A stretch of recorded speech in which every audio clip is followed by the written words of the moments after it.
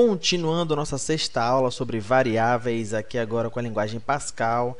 Preparei 3 códigos aqui, o aula 6, código 1, 2 e 3, que também está disponível para download lá no site. E esses 3 códigos aqui exemplificam bem o que a gente aprendeu na aula anterior, na aula teórica, sobre entrada na linguagem Pascal. Bom, eu tenho aqui o primeiro código, o código 1, e ele é basicamente como se fosse um preenchimento de formulário. Eu vou colocar informações nele e ele vai armazenar essas informações e exibir para a gente depois, provando que o computador está, no caso, capacitado a interagir com o usuário através da entrada. Eu declarei aqui 4 variáveis: nome, string, né, texto. Tenho aqui idade, que é do tipo inteiro, número inteiro, altura, que é do tipo ponto flutuante, ou seja, real, e o sexo, que é apenas um caractere. Se eu for descer aqui agora, eu vou ver aqui, digite seu nome, ele vai perguntar para mim através do write-ln, e através do read-ln ele vai ler esse nome digitado e vai armazenar na variável nome. A mesma coisa ele vai fazer com idade, digite sua idade, e vai ler aqui na variável idade. Depois ele vai fazer a mesma coisa com altura. E por fim, no sexo masculino e feminino, eu fiz diferente. Eu vou botar aqui, ó, pressione M para sexo masculino ou F para sexo feminino. E aí, através da função readKey, ele vai, sem a necessidade do Enter, ele vai capturar o que você teclar, no caso M ou F, e vai armazenar na variável sexo. E depois ele vai exibir, né?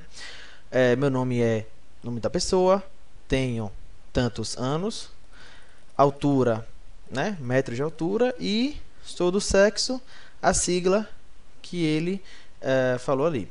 E aí, se eu compilar ele aqui agora, aperto Ctrl F9, ele vai basicamente fazer o que foi programado.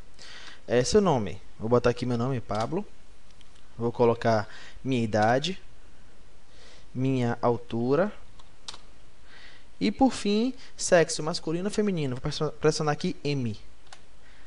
Automaticamente ele captura o M, não preciso de Enter. Eu não apertei Enter na hora que eu coloquei ali o M de sexo masculino. Ele imprimiu aqui na tela. Meu nome é Pablo, tenho 25 anos, 1,75 m de altura e sou do sexo M, no caso masculino.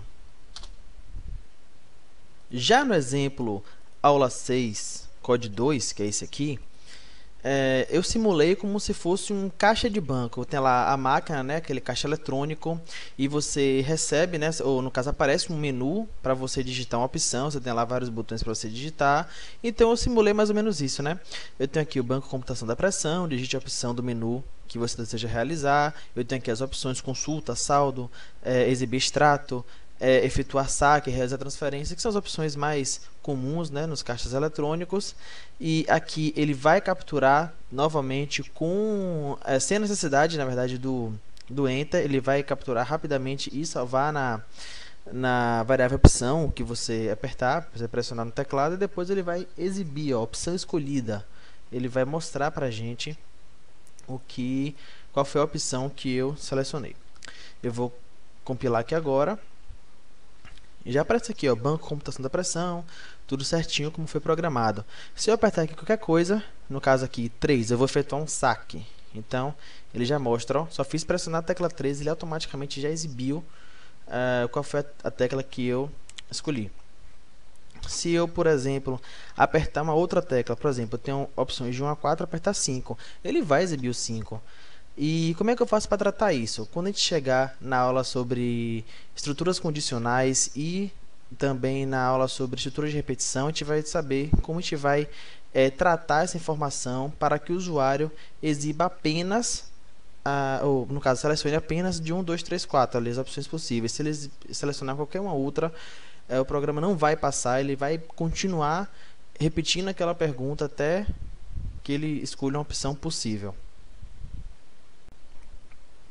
Já aqui no terceiro código, aqui no aula 6, código 3.py, eu tenho outro exemplo, que é o exemplo de entrada com várias variáveis. O que significa isso? Eu posso atribuir valores a várias variáveis com apenas uma entrada, com apenas a execução de uma entrada. Eu vou pedir aqui, digitar 3 números separados por espaço e no fim você vai pressionar o Enter, beleza. Esses três números, eles vão ser alocados respectivamente. O primeiro número na variável A, que eu defini aqui, ó, A, B e C. O B, ele vai na segunda variável, né, que o segundo número que eu digitei, e na variável C vai armazenar o terceiro número lá separado por espaços. E por fim, eu vou aqui exibir a formatação de uma equação do segundo grau, ou seja, ele vai exibir o primeiro número x² mais o segundo número b e o terceiro número, né, c, igual a zero. Compilei aqui agora, e aí, por exemplo, eu tenho lá a equação do segundo grau. Eu quero 4, 3 e 2. Quando eu der Enter, ele vai exibir, ó, 4x² mais 3x mais 2 é igual a zero. Exatamente na ordem aqui que foi digitado. Eu poderia, nesse caso, como é número inteiro, separar por Enter. Por exemplo, eu poderia colocar assim, ó, 6, 2, estou dando Enter aqui, 3. Aí ele vai exibir aqui, ó, 6x² mais 2x mais 3 é igual a zero, ou seja, uma equação de segundo grau. Na aula sobre manipulação de números, a gente vai efetuar, no caso aqui, essa equação de segundo grau, a gente vai exibir o resultado de x1 e x2, né, que é o resultado da equação.